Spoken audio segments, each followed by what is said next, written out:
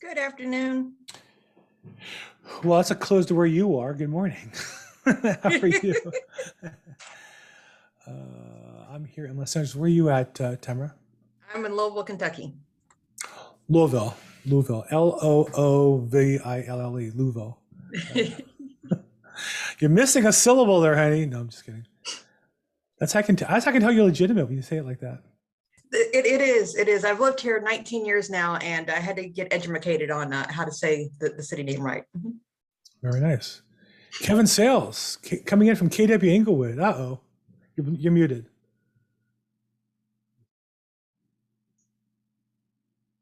You're muted. I can't hear you. Morning, Bill. Oh, I'm sorry. I'm muted there. Sorry, Bill. There you are. Who was that this hello? Was it Angela? Angela, yes. How you doing? Good. How are you? Outstanding. Thanks for jumping in today. Good. Thank you. Let me go live here into our thing. Kevin Sayles, you got to change your name there from KW Inglewood. You're not going to win a lot of friends here. Yeah, it won't let me change it all of a sudden. I know. I can't change mine either. Oh, you know what? I don't let the users change their names because we've had, on this one, I'll change it. There we go. There you go. I'll give you the right to do it. So I signed into a meeting like a month ago using their password so that I could, screen share on their meeting. And Sure. Now every time I go on any Zoom, it says I'm them. And I don't know how to get it turned off on my computer. So it's in your Zoom. You need to log out. You have to go into zoom.us and then log out and then relog into your Zoom account. You're logged in as their account for. I use multiple. Oh, really? I logged out of theirs. I logged back in as mine just to make sure. And for whatever reason, I don't know. Maybe I need to turn the computer off and restart or something. One of the challenges of Zoom is the way it handled it. It was designed assuming you only have one Zoom account.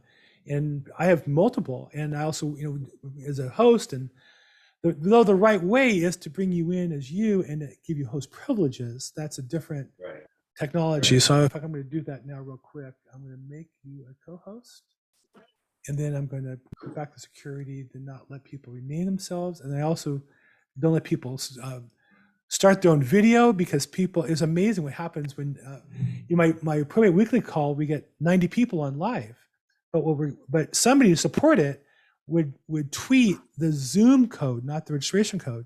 And so people would just see the Zoom code. The people go through life on Twitter looking for Zoom codes just so they can Zoom bomb and put on pornography and offensive material. It's crazy. So all that said, a little drama there. Here it is Monday morning. I'm Bill Gross, and I run our probate group Mastermind at EXP Realty.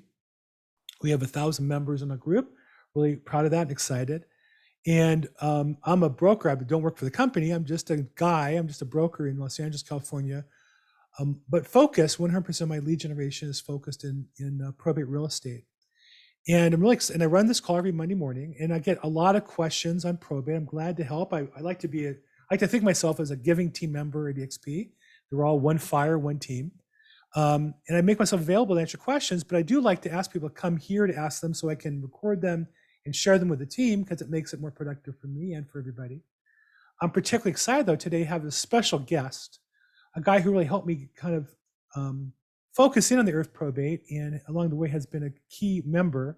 In fact, just ordered a title order from you guys this morning, and I'm writing an offer on that property today, by the way, Kevin, just so you know what's going on. So I literally work with him or his team almost daily. Kevin Sayles. Kevin, say hi. Good morning, everyone. I'm glad to be here. Thanks for having me, Bill. So Kevin is a title representative with Lawyers Title Insurance, which services California. But he's also an expert on probate and probate real estate. He's written a book on the subject, used to do some coaching programs on the subject. That's a little difficult area, so we're not going to tread into that much at all. But what we're going to talk about is the basic principles of probate on the presumption that you guys are all looking to build your own probate business within your individual markets, correct? Yeah, Andrew's nodding her head, good. And Roger, yes. And the reminder, Roger, you're in Williamsburg. Angela, where are you located? You're muted, I'm sorry. I am in Arlington, Virginia. It's interesting how many people are in Virginia in probate. I just hear that name all the time, that area. One of my other coaches is Chad Corbett with formerly alltheleads.com, now Probate Mastery, also in, I think he was in Virginia. I don't think it was Arlington, but anyhow, okay, so there you go. And I think I know there's certain principles that hold the same. So Kevin, give us a little background on how you got into real estate and title, and then specifically how you got involved with probate as a niche for your business. Yeah, when I graduated college, I was working at a bank, and in the banking world, you have to know certain things about probate, because if an account was under a certain amount, we could give the person their money without, give the heir their money without a probate. If it was over a certain amount, so we had to know this is what we call small probates administration. We had to know something about that. And so when I got to the title company in 1999, started working for my first title company, I didn't realize up to that point how much I knew about title. But I knew a lot about title because of the lending background that I had, and I knew a lot about probate because of being a branch manager at a bank. And so, long story short, I realized that this is something everyone doesn't know about. There are people that should know that don't know. A lot of the agents and lenders and people doing transaction that I was working with didn't know. And a few attorneys that I did some transactions with some attorneys, and they quickly realized how much of an asset I was to them, how valuable it was. And from there, it just kind of grew. So that's kind of how it went. And, it's funny because I did a video back in 2007 or 2008. I did my first YouTube video, and I did it just to get some information out about probate locally here in California. And the next morning I get a phone call from someone I think they were in North Carolina. But Bill, I've seen the same thing that you've seen. I have had a lot of people in Virginia or DC area that have reached out to me about different videos they've seen I've done or that sort of thing. So interesting phenomena. That area seems to be peak for probate. I also think unique opportunity, and here we're talking. This call today is only for EXP agents, and so one of the unique things is because we're a national company, uniquely the way we're designed, we had the opportunity to expand our business across state boundaries. I know personally, I opened up through RevuShare. One of my sponsees is in Georgia, for example. And so I think for all of us to learn the principles and apply them in our business will allow us to build our business, not just in our market, but help us expand outside that market. So Kevin, obviously you're one of the top title reps in our marketplace, in addition to being focused on probate. Talk about you work with realtors of all stripes. Talk about the importance of a niche in the marketing and how effective you see that for agents. I know a lot that your training classes can be filled with people and 90% don't do anything. And yet you have some very successful agents, I know are clients of yours, that have made this a business. So tell me about the importance of niche marketing and what do people do that makes it successful versus those that don't? Yeah, the reason I market to the niche I market to is I realize it's the only way to stand out from the crowd. Title reps here in Southern California are a dime a dozen. Real estate agents probably across the nation, some people view that they're a dime a dozen. So how do you stand out? How do you differentiate yourself? How do you show that you have an added skill, added knowledge, something different that everyone else doesn't have? And the only way that I found to do that for myself was to market to this specific niche. And the fact is, I close a ton of deals every single week that are not probate deals. That's just the nature of the business. I do a lot of non-probate business. I do commercial, I do probate, I do residential, I do vacant land. Just this morning, I got 2 vacant land transactions that someone called me about. But the point is, a lot of times the first way they heard about me or the first way they met me or the reason they remembered me is because they know I have a certain niche. Right. And so the niche marketing makes you stand out from the crowd, gives you some differentiation, gives you some expertise. And I think it's a phenomenal way to go. It's definitely been successful for me. It's true, because as a real estate agent, for those of us at EXP, my sponsor is Allison Gaddy. Her significant other is Don Hobbs. Don Hobbs, one of the first real estate coaches in the industry. And he also was the president of Success Magazine that EXP bought. And he has a video on The Brand Is You. So he's the one who got me thinking I need to pick a niche. And then from there, I kind of got into probate. But his point was that it's not that your niche is you're only going to do business in that niche. I don't just do probate deals. I just lead generate in probate. So for me, all my lead generation is focused on probate. The business that comes to me is a result of lead generation for the most part. So I call it probate business. When people ask me, well, how many probate deals do you do? I don't care if none of them are probate transactions. I do business and help customers, right? And the deal I just did with you, Kevin, we bought it in probate court, but now we're selling it as a regular sale. I'm going to get paid the same commission either way. I'm going to get more commission on the sale because we bought it for $2 million. We're selling it for $3.1 million. So I get more money on the sale. So the niche is important. Now, what kind of activities do you see agents do? I don't want you to share any secrets, obviously, but kind of give the agents that call here who are interested in adding probate, what kind of lead generation activities do you see them doing effectively to identify themselves as a niche in probate? Or do you? First and foremost, the key, and a lot of people make the mistake of not doing not putting first things first. First and foremost, I think it makes sense to have some deals under your belt, have some transactions under your belt, know what you're doing, understand the process, go to a training class and understand the process. Because if you don't do that, you will not, you're gonna shoot yourself in the foot, because when people start to work with you, you'll make mistakes, you'll stumble over problems. I have a transaction right now. This is it's two probates. There's two people that own the property. Each person owns 50%. So the way it works here in California may be different in some of the other states that are represented here, but the way it works here, there needs to be a probate for each party, okay? And they were ready to close the transaction back in November of last year. And they had a probate for only one party. And so this morning, I'm dealing with the person who is the seller. He's the administrator of both estates now, but he's complaining that, giving ultimatums that you guys better close this or we're changing title companies. And I'm like, well, how did you expect to sell a dead person's property? I mean, were you going to go to the cemetery and see if you can get them to sign? I mean, how was that deceased party going to sell their portion of the property? He's blaming the wrong people. He's blaming escrow. He's blaming title. He's blaming everyone other than the person who he should blame, which is the attorney that he chose. And judging by the mistakes made on the court documents that I've seen, and judging by the mistakes that have gone on throughout this whole process, I don't think that attorney is a probate attorney. So let me give you a second example. After we tell him, you have a probate for this person who's deceased, but no one can sign for this other person who's deceased. He goes back in and gets special administration without going into all the detail of what that means and why and everything. The special administration gives specific powers.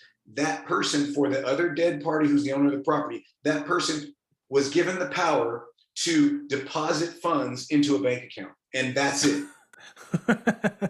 So you guys are all real estate agents, regardless of your experience with probate.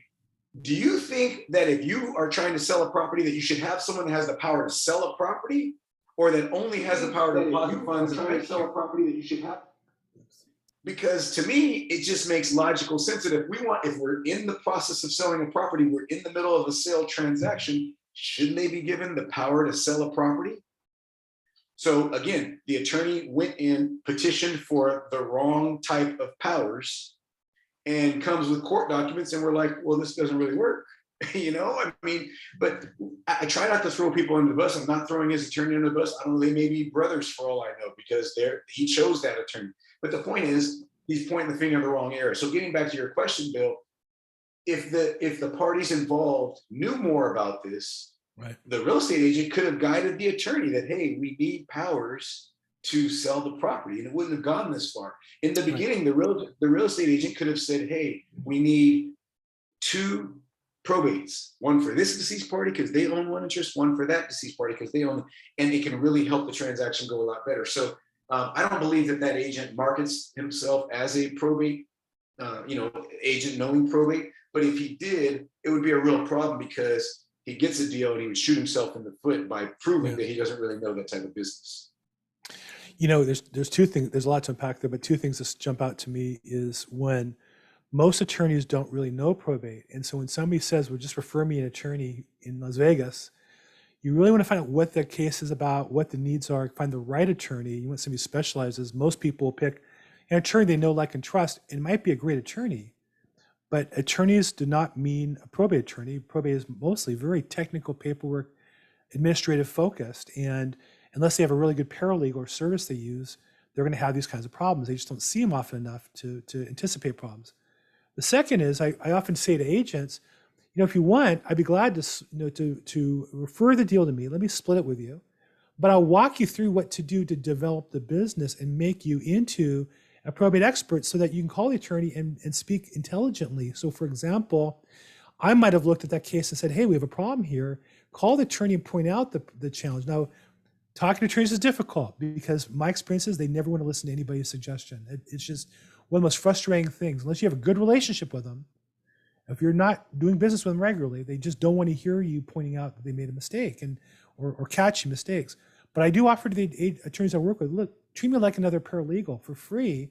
I'll look at the pleading and make sure it's done.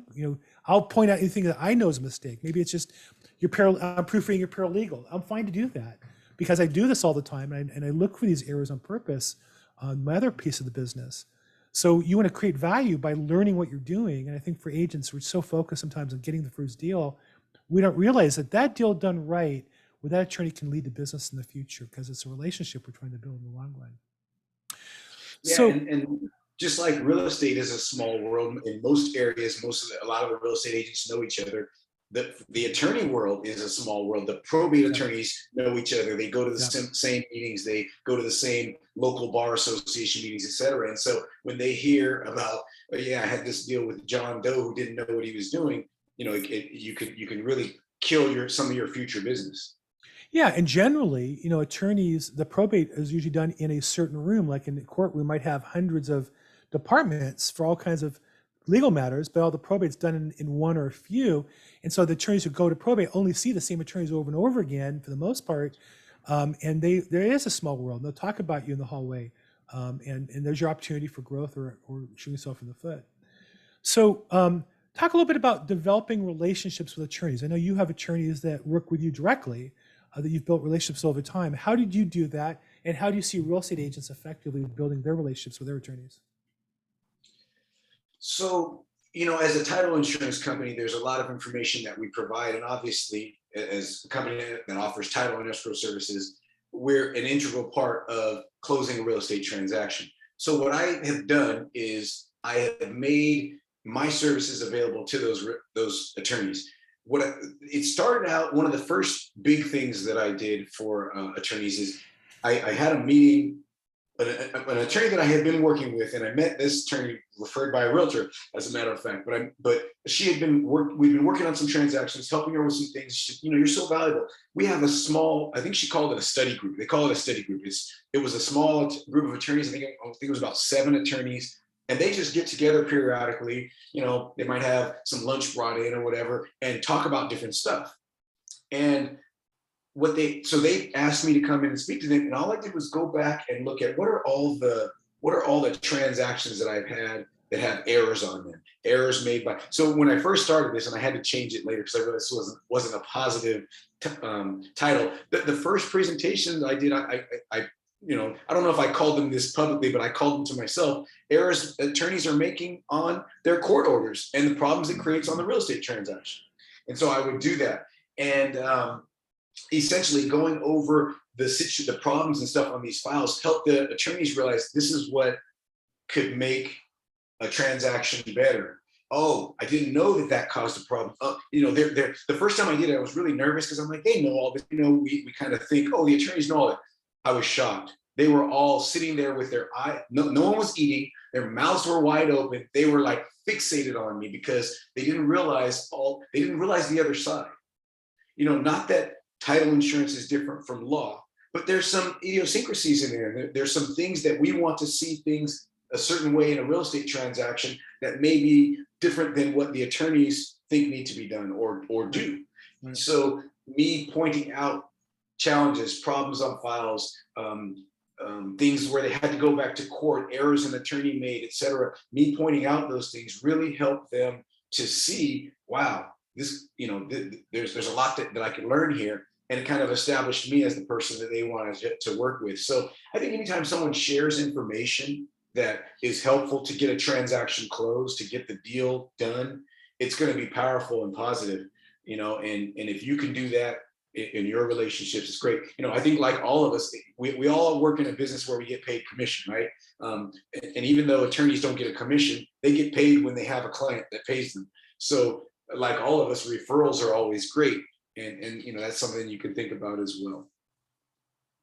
So Hey, by the way, if you're on the Zoom call, feel free to raise your hand or put in the chat box if you have a question. I'm glad to make it participative. I think, in fact, I'm going to make it so everybody can unmute themselves. If you also just want to unmute yourself and jump in family style, I call it, you're welcome to do that. Let's see, unmute themselves, fine. And yeah, okay, good. So any questions we have, again, he's an expert in this field. He works with a lot of real estate agents. I wish they were all part of our team, but they're not yet. But he works with them throughout Southern California. Anybody have any questions for Kevin that I can turn him over to? I can go on. He and I talk all the time. We can talk for hours. You know, Kevin, I'm missing the background of your house. You have the rules of your household. I love that. I've often wanted to just take a picture of it and put it in my household too, but I see you're at a different location today, so. Yeah, we just had a new office space created for me. So I have this new office space and there's some noise in the other room. So I closed the sliding door so I could have a little more privacy. But I like that space. You were the first person, Bill, that ever pointed that out. I never thought about the fact that sign was behind me in the dining room there. That's cool. And the picture of your family too is also kind of helped me understand who I was talking to, and really important. So, so you work with a lot of real estate agents, I'm sure, who come to you and they're all hard charging. They want to build in the probate business. They get all excited. They come to your class. And they stop after a short period of time. 9%. I don't want to disparage your customers, but this is our business. 9% of the agents start in these things and don't do anything after 90 days or so. What do you think that's about? And what do you think they need to do to keep themselves pushing forward? It's about human nature, right? We all want the easy. Everyone's looking for the low-hanging fruit. I think you kind of alluded to this when we started, that we can go to anything. We can go to a seminar on how to build a desk. We can go to a seminar on how to do real estate. We can go to a seminar on how to grow a certain vegetable. And if 100 of us go, there's probably 10 people that are going to actually do it and do it well. Or maybe there's a few more that will try, but once they run into a problem or a hang up, they're going to throw their hands up. And so it's kind of that way. I've seen a pattern with people that have, I've seen a couple patterns. Let me start with the first pattern. The first pattern is a whole bunch of people go to one of my trainings on how to do probate business. Now they have all the knowledge. They walk out knowing I can close the transaction. I can take it from beginning to end right now. And then many of them never utilize those skills. They never put that in action. And then there's a percentage of people that will start. And when they start hearing the no's, or they've already got an agent, that's always going to be the case. I've had people say all these different things like, oh, the client already has an agent, or they know someone. That's always the case. It's the same as any other lead generation that we do. When I go out and try to get a new client, they recently added an area to my territory. When I go out there, every agent that I meet is going to already have a title person. That's just the way life is. If not, then they're not doing business. So my job is to show why I bring more value than someone else.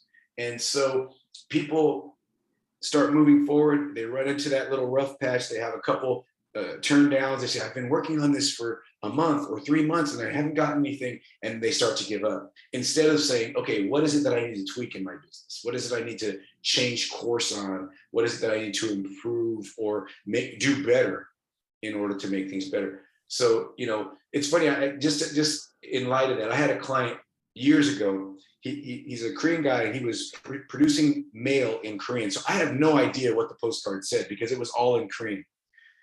And he tells me, he's like, man, I got to stop sending out these cards. And I'm like, why? What's wrong? I had given him a farm report, which gives him, people to mail these to.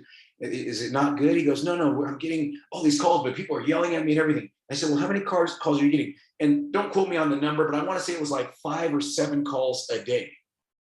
And I said, wait a minute. That is phenomenal. That is working really, really well. You just need to change how the conversation goes, right? Because the postcard does not make someone sign up with you. The postcard just makes the phone ring. So anyway, he tweaked that part. I think a week later he had a deal from it. And so the key is people tend to give up rather than saying, let me tweak this. What more do I need to learn about probate? What more do I need to understand about the transaction to be able to make this work? Because when people know enough about, like you, Bill, put you up against someone who's a newbie, chances are the newbie walks away and says, oh, they wanted to go with someone else, or they weren't ready, or something like that. You walk away with the listing. It's not because, sometimes it's because they liked you better, but oftentimes it's because you understand more about that process. And so you can add more value on the whole thing and help them move along. And maybe that person thought they couldn't move along. Yeah, I think part of it's expertise, part of it's just commitment to the process. I think that, you know, buyers can smell when you're not committed to them, or sellers or prospects. And, you know, if you're only gonna do it when it's easy and you're gonna bail when it gets hard, people can smell that. And I think that everybody I know who's committed themselves to this process has done well with it.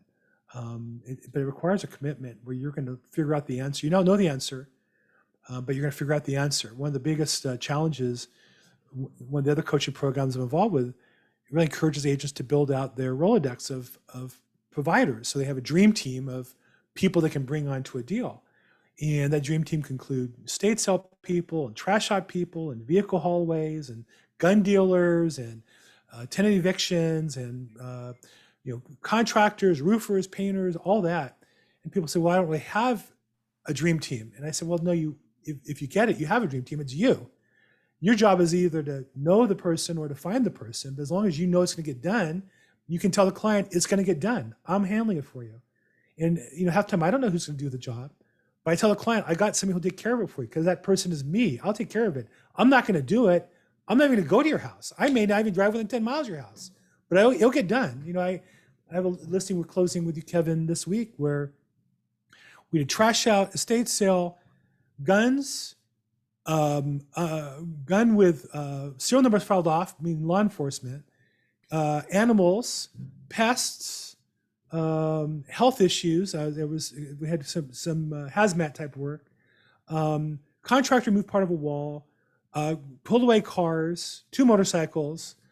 I didn't know any of the people when I started. I just knew we'd figure it out along the way, and we got it all done. That was part of the deal. So it's not about the knowledge, it's real about the commitment to get the knowledge. If you commit yourself to it, especially with EXP, we have access to a network nationally of vendors and people. You have access to me, you're part of a team. There's no reason why you shouldn't be able to take some probate business right away. Hey, Kevin, do you mind if I ask a question?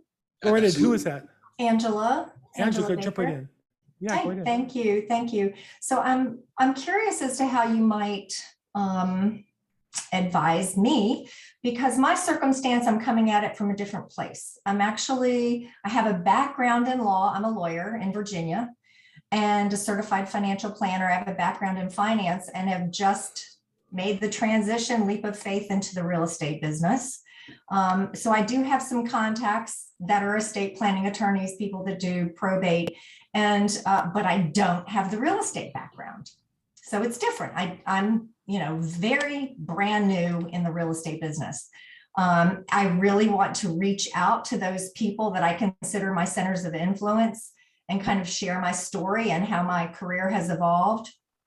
But kind of want your take on it, how you might position yourself if you were in my shoes, coming in, sitting down in front of an attorney that I've worked with for, a period of time in a different way, as the finance professional working with the attorney, and how I might, have that conversation about why they should use me as their trusted real estate partner now. That's a very good question. And I can think of at least 3, 4 just right off the top of my head, agents that did exactly what you're talking about. They were attorneys first, and now they do real estate. So, and one of them, I didn't know she was an attorney till just recently, so I won't speak about her situation, but the other 3, I met them when they were just embarking on their career in real estate. And what all 3 of those did right off the bat is get some real estate knowledge, go out and get some real estate deals so that they have that background. Then when they felt confident they could bring real value to the real estate, then they went to their attorney contacts and said, hey, I can help you with this. When I started, I mentioned earlier, I started my career in banking. When I started in title insurance, I went to all the other branch managers in the territory or in the region where I was a branch manager and said, hey, look, this is what I'm doing. Let me help you. Because I already had the lending background and the understanding, and I had the title knowledge at this point, right? About 6 or 8 months after I started with the title company, when I felt like, okay, I'm real solid on that now. And so that's what I would say. Do exactly what I did when I got into title and get that real estate background, and then you'll have a huge advantage over someone who only has the real estate background. If I can add a little bit to that, I think that you have to get clear on, are you looking to get referrals from attorneys, or are you looking to service customers because you are an attorney and you have some magic powers that other realtors don't have? So one option is, because you're an attorney, other attorneys take you seriously, and attorneys that specialize in other fields, estate planning and other niches, are natural to refer from you if you're going to work on that business. That's one way. The other option is, there are self-service that do probate, like probate, easy-probate.com, where if you're marketing to the families who are the competitive advantage you have is you don't have to charge the attorney fee, you don't have to do the legal work. You can advise them to the service, but you also can give them some advice, or at least you can walk some of those fine lines that I have to be more careful with, and help families, or at least give them the comfort of working with an attorney who's a realtor who can make those recommendations, and then either refer them to an attorney if necessary, or service if that's better. I think you should think about which of those two ways you want to go, and that's just a personal decision. Neither one's right or wrong. It's your style of doing business. Personally, I work with attorneys a lot. I'm surprised more don't work with me, because I don't think they understand the importance of a realtor. So I've kind of had to work on the other one, which is working with consumers directly. I'm not an attorney, so I have to bring them to a service, but those are two different options you have. And I agree with you, Bill. I'm not sure why more attorneys don't realize the value of having a real estate professional on their team. Yeah. And I've always operated in a very collaborative way when I work with my clients when I was in wealth management.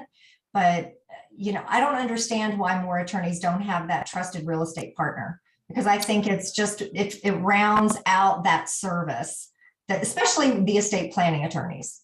100%. Like I don't know why they wouldn't want me, if they have to tie me in before the appointment, to pull their real estate documents and meet them on the phone and say, here's your documents. I notice this is in the trust, this is not in the trust. Maybe do a follow-up with them 9 days later. Hey, it didn't get recorded. We need to follow up on that. I don't understand why they don't. I pitch them all the time to do that. So part of me, I work with the ones that want to work with me, and the ones that don't, I refer to other people. One of the challenges of this business is to make that assessment. And that doesn't mean that I can't get referrals from attorneys. It doesn't mean I can't refer business elsewhere. It's just be aware of where your focus is in that process. Thank you, Kevin. You're welcome. Zoran, I see, or Zora asked a question. Zora, are you on the call? Yes, I am. Oh, do you want to ask it directly? Sure. Actually, about two and a half years ago, I wanted to get into probate and I got sidetracked. But I think I've seen Kevin's some online education classes. So I wanted to see if that is still somehow available, or am I talking about different Kevin Sayles? No, there's only one Kevin Sayles. It's just me. Especially Okay, that's so it is the right person. Yeah. So where are you located, Zoran? In Texas, Dallas. Okay. Texas. Yes. Matter of fact, well, I guess I was going to say a couple years ago, but it was probably more like 4 or 5 years ago, because it was probably a year or two before the pandemic. I was in Texas and did some work out there. So I'll put my info in the chat, and you can email me, and I can show you what's available for you out there in Texas. I'm going through a transition right now. So I work for a title insurance company, and the Department of Insurance limits what I can share and do and talk about. So I'm glad that so many of you are not from California on this webinar, because I can talk more freely. Whereas when I'm dealing with people that are in California, it's a little bit more limited on what I can do. But Zoran, I'll give you my email, and then you can email me, and we can talk about different things that are available. Awesome. Thank you. Appreciate that. Great. Okay, who else has a question for Kevin? Also, in addition to probate, he also is an author on probate and flipping property, right? Wholesaler's guide to probate. And he has 2 books on Amazon. One is the book on probate, and one is a book on Wholesaler's Guide to Closing Real Estate Deals. So he's an expert. Yeah, And he that book also is all about structuring your transaction. It's 100% about how you deal with, in California, we call it escrow. In other states, you may just call it title or your closing agent, but how you deal with your escrow and title, or in your state, your closing agent, to arrange your deal properly to be able to do what is considered a wholesale transaction. If you're an agent, obviously you got to think very seriously about that, because there's other ramifications with that. But it's all about that. And I kind of feel like, I don't know if the book will be understood by everyone, because some people think, oh, I'm going to learn how to flip it. No, it's none of that stuff. It's only about, how do I set up my escrow and title the right way so that my closing goes well, and that whatever commission or referral fee or whatever is able to be paid in the transaction being done as a wholesale transaction. And just to add also, Kevin is an experienced and successful real estate investor, and also an experienced and successful investor in out-of-state real estate. So all of you who have investments should be hitting up Kevin with some good deals, because he's always looking for good properties. So he's primarily focused. I think you told me in Chicago or Indiana. Where are you moving to now? Indiana, I think you said? Indianapolis. And I have a really good friend in Atlanta that was trying to help me find some things there. It's been a little difficult, but I've been looking for some stuff. But anybody who gives Kevin a good deal will become a very good friend. So feel free to reach out to him if you have some good investments, or me as well, out of state. So, but he's a very successful. In fact, I interviewed him on my real estate investing Zoom as well. He was a fantastic guest, and people learned a lot from him. He is an expert on wholesaling and real estate investing as well. Good. Okay, so we're about 30 minutes in. Any other last minute questions, comments? You can either raise your hand or put it in the chat box, or unmute yourself and jump in family style if you like. I'm not seeing any. Marcella then. Marcella Johnson out of Atlanta, Georgia. I have Atlanta. a question. Hello. Hi. Atlanta, that's right. For Kevin, so do you do any title work outside of the Los Angeles area, or outside of California?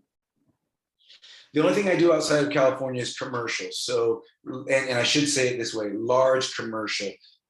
If it's probably under a couple million, I would leave it and say, just do it with what, your local title company there. But if it were something larger, I think the smallest one I've done out of state was a 3.4 million. And I think that was I think it was Tennessee.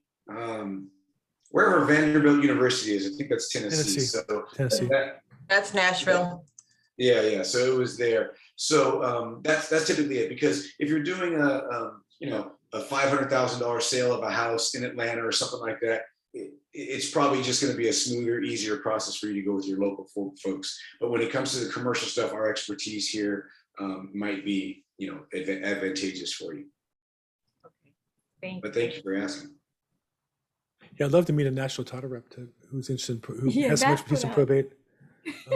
Don't know anybody. I haven't come across anybody. It's interesting with title insurance, because, and it's pretty, I think it's the same in almost all, like there's some states where a title company, what they call a title company, will be two people. It'll be me, I have an assistant, and then that's a title company. Here in Southern California, we do title differently than everywhere else in the nation. But the one thing that's pretty similar throughout the nation is title is very county by county specific. You may have access to certain records in this county. You may not have access to those records in another county. There's some counties across the nation where when they get the records, they actually pay someone to physically go into a county office to pull copies of those records. So title is very county by county specific. Even here in Southern California, even though all of Southern California, we roll up under the same president person, but each county is a separate corporation. And so because of that, it's kind of like that across the nation. Even though like our company, my parent company is the largest title company in the world.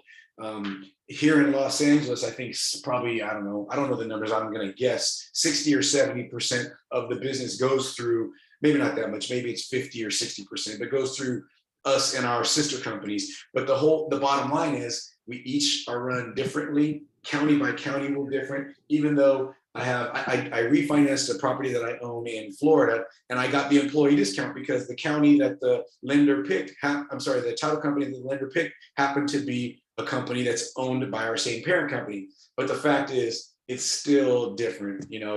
if Bill, if you came to me and said, Kevin, I got this deal, I really wanted to go through your company. Okay, I could refer you to somebody out there. But to be honest with you, I'd probably just tell you, just go on Google and find the highest rated title company you can find out there, because there's no real correlation. It's not like I get something for it or anything like that. So, you know, for all intents and purposes, if it's not commercial, I really only do California.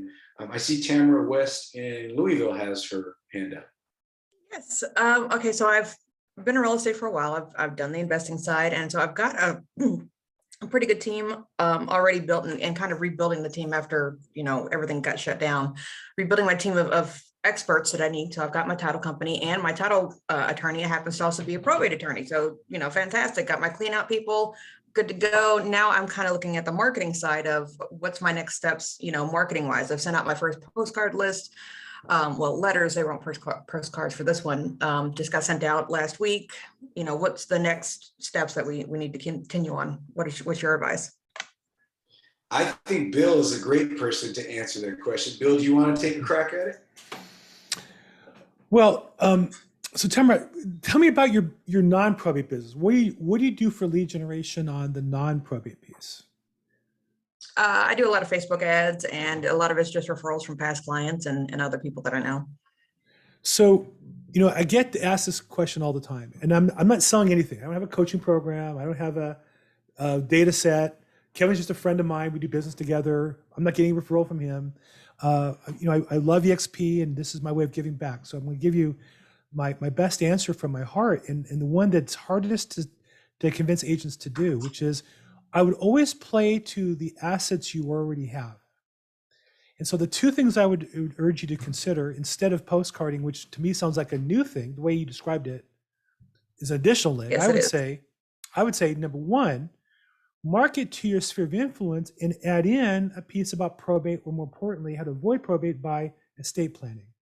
And what I would do, and you mentioned a team, what I would do is identify all of my database as one of three tags.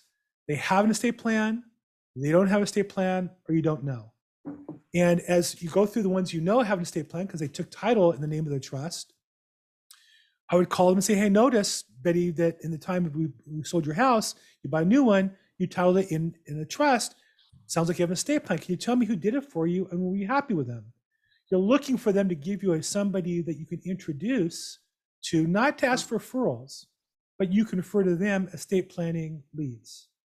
And I would do that with my whole database. If they have an estate plan they're happy with, they're going to give you an attorney. If they have one they're not happy with, they need a referral to an attorney. If they don't have one, they need a referral to an attorney. And if you don't know, you need to ask. I would start with that because you already know what to do. Awesome.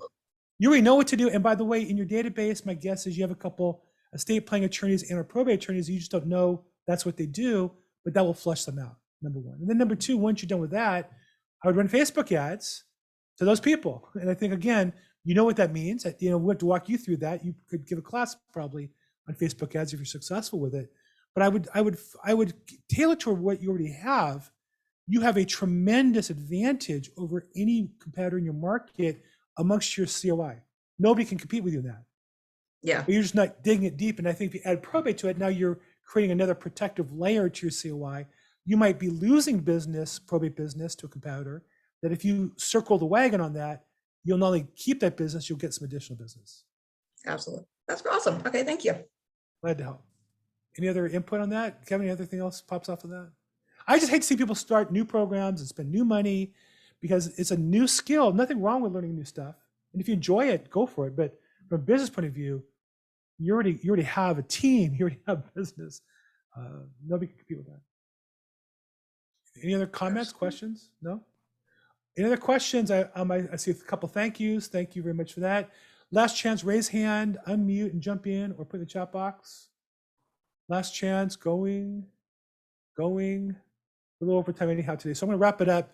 Kevin, thank you so much. Always a pleasure to chat with you. You know, you've meant so much to my business. You and I met 5 years ago, and I launched my probate business 3 years ago, and remember seeing you in court and really having you encourage me. And I think I will say to all of you, you need those people around you to encourage you. Kevin's one of those people. It's a very lonely business.